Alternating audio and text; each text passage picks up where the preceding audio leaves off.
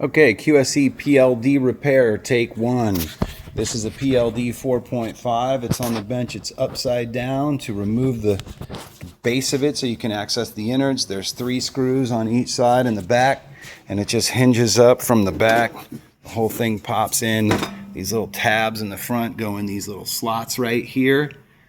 Tabs, see if you can see those. They just hinge right into there.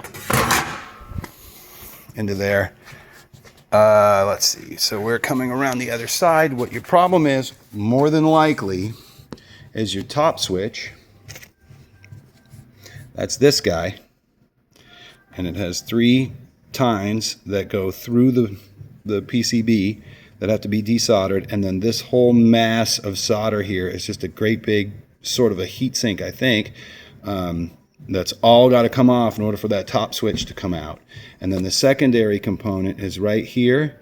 That's your optocoupler, and that's held in by 4 little legs that are soldered to the pads. It does not go through the PCB, it just goes onto the PCB.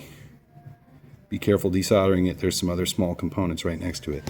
But for today, this amp is not exhibiting any problems, so what we're going to do is add a heatsink to the top of that, because they're rated at a certain wattage, but the rating only applies if you've got the heatsink, and for some reason QSC did not put the heatsink on there when they designed this, and that is where the failure comes in. I don't know if that's going to stop it.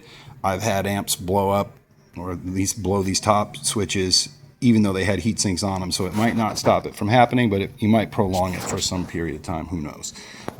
Here are the heat sinks that I'm using. They come with the little adhesive backing. I'll put a link, and that is your process. So for right now, I am going to clean that off with some alcohol and stick that heat sink on there.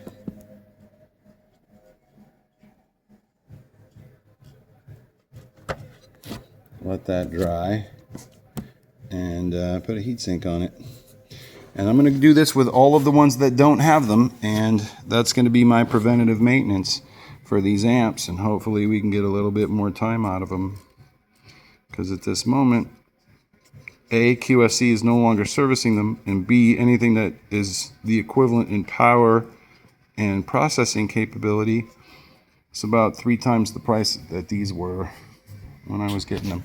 So there you go. Good luck.